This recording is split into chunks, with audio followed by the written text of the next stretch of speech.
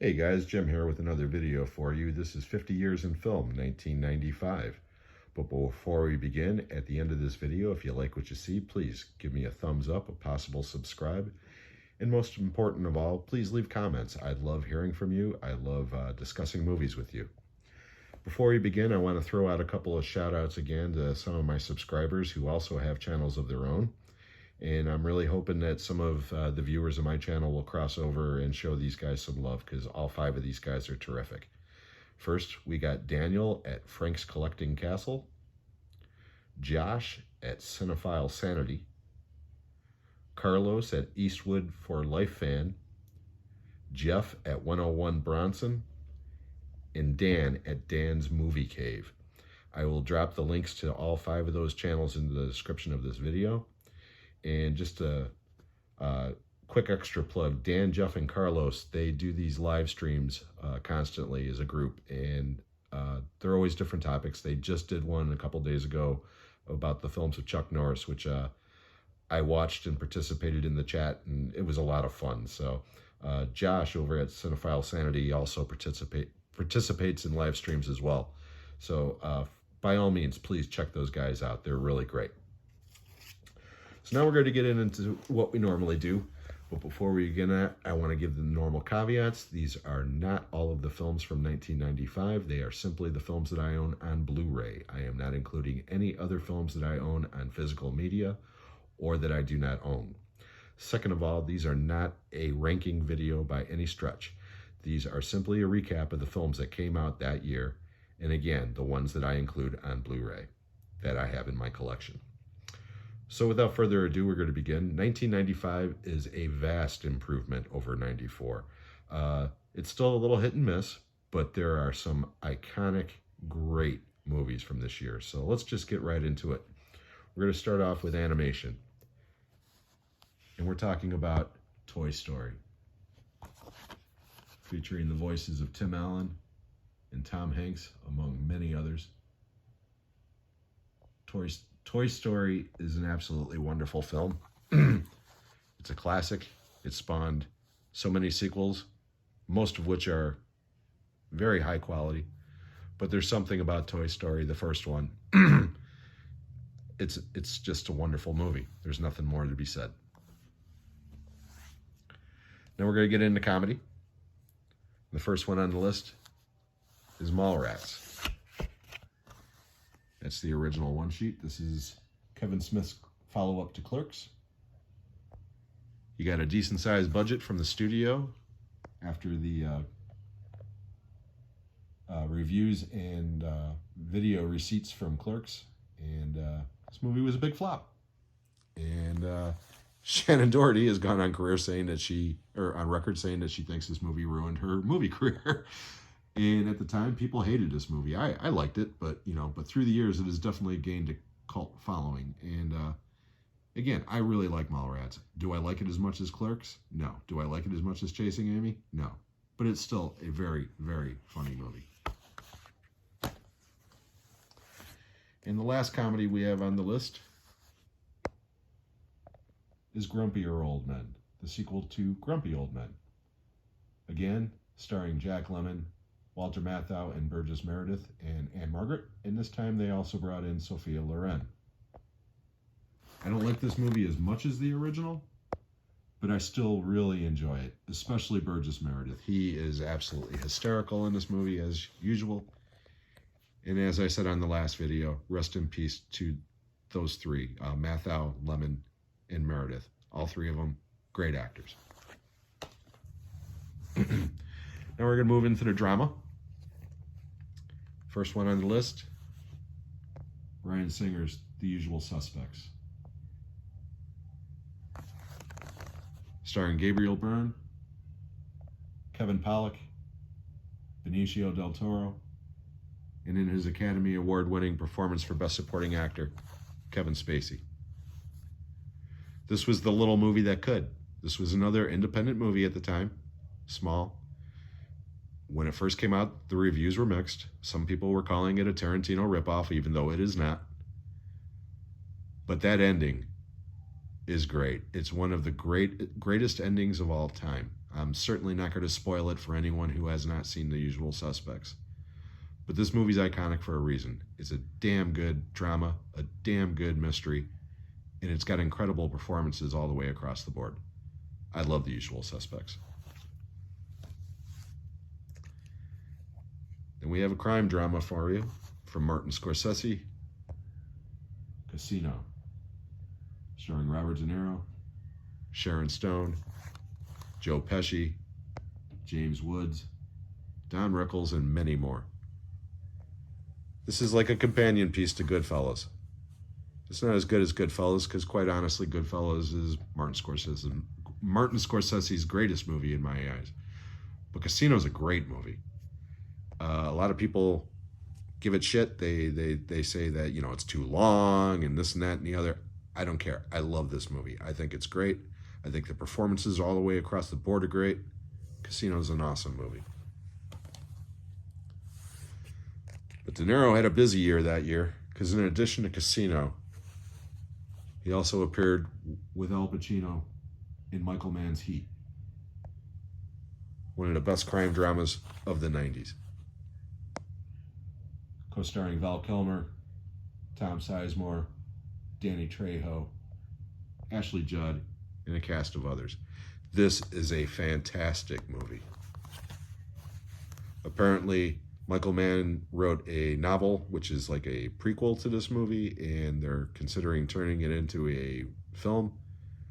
So if that's the case, you know, Pacino and De Niro definitely wouldn't be involved. But Heat is a awesome, classic film.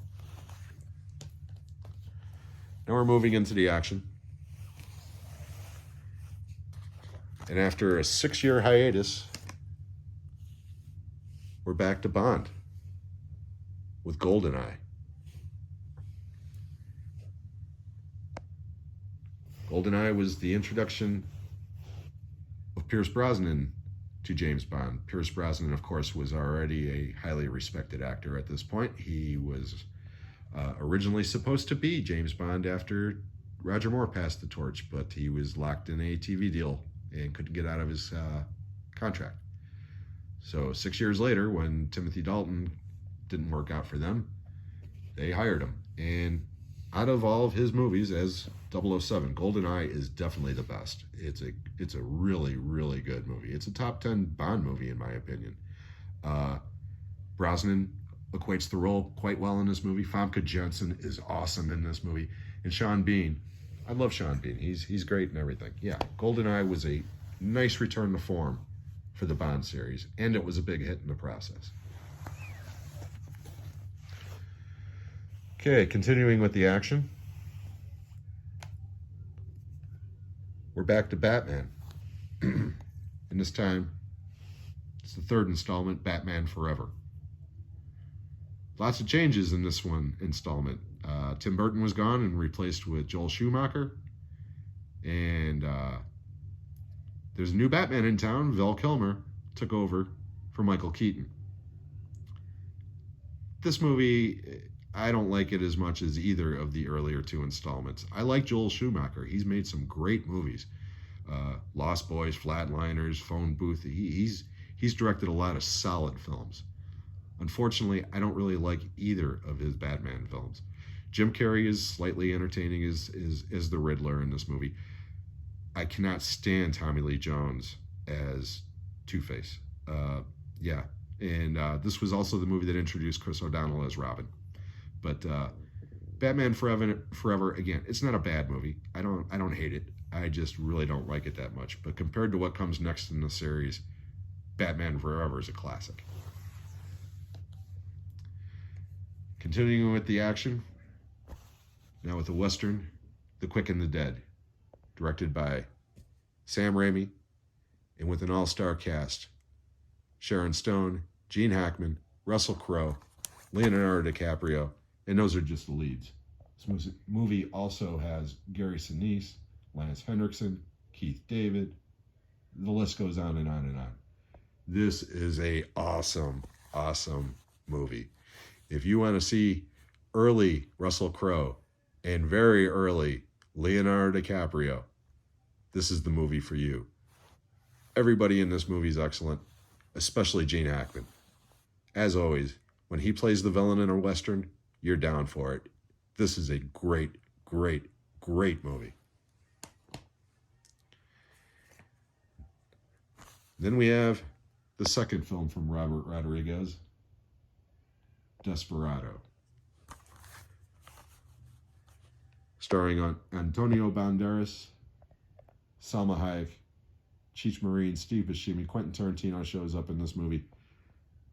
Desperado is awesome in every way.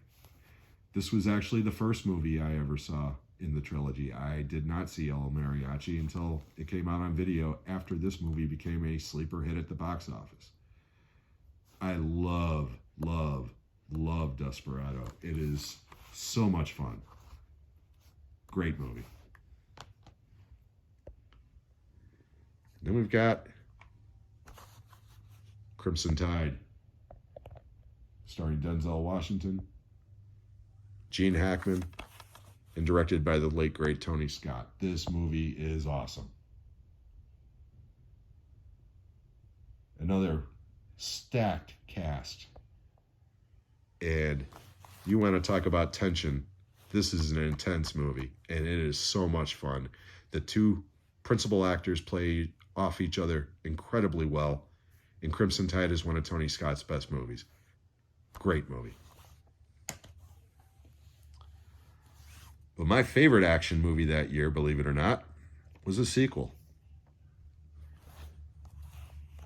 For my Die Hard collection, the third installment, Die Hard with a Vengeance, starring Bruce Willis, Samuel L. Jackson, and Jeremy Irons. And John McTiernan returned to direct this after skipping the second one. Die Hard with a Vengeance is one of those miracle sequels.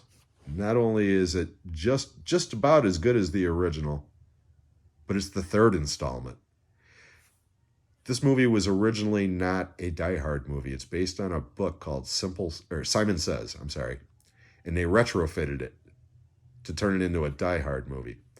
And originally, when I heard that, I thought, oh God, this is going to be so bad. And I thought that the only reason why they were putting Samuel L. Jackson in the movie was to throw him and Bruce Willis in there from the fire from Pulp Fiction the year earlier.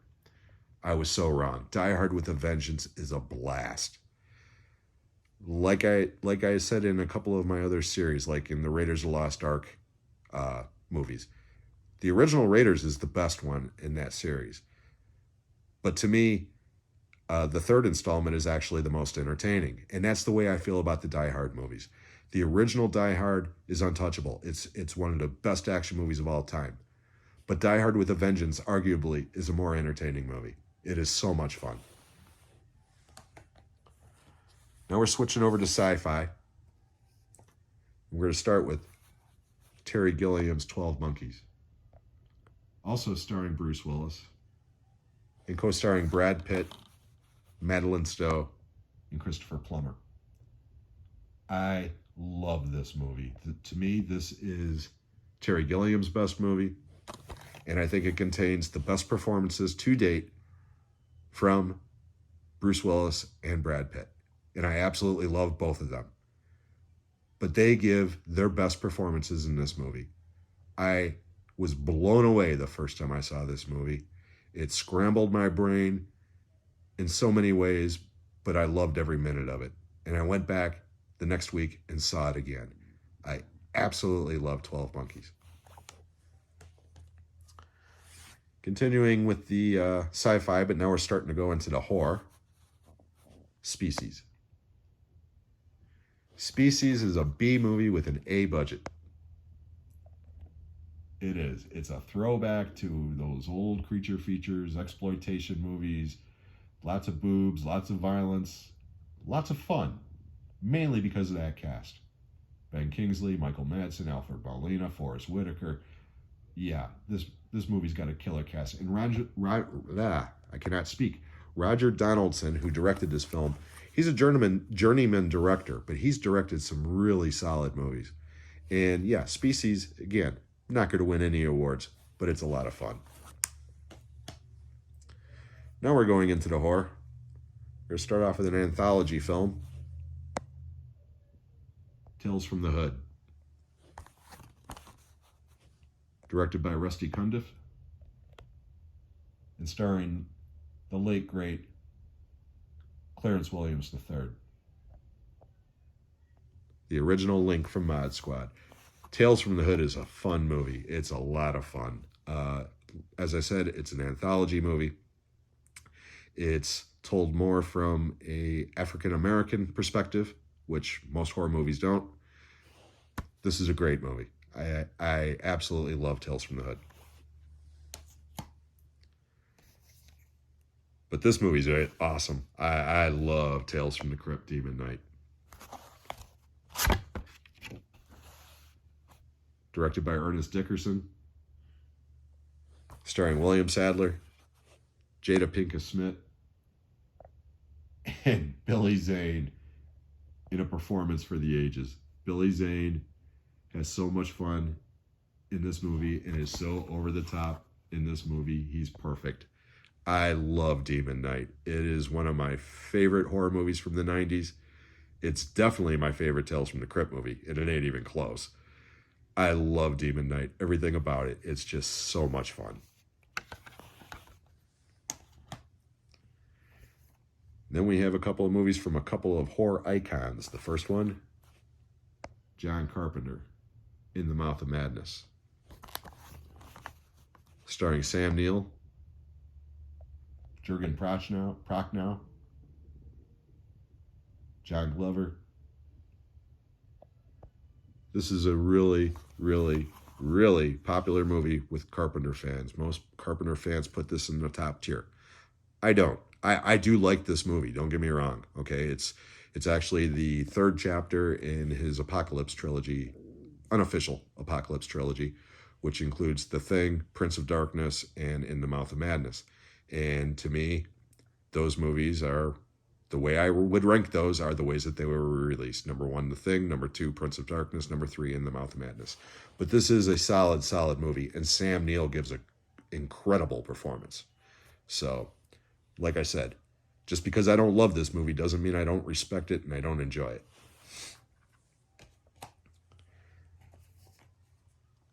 This one is from Clive Barker, Lord of Illusions. Very divisive movie.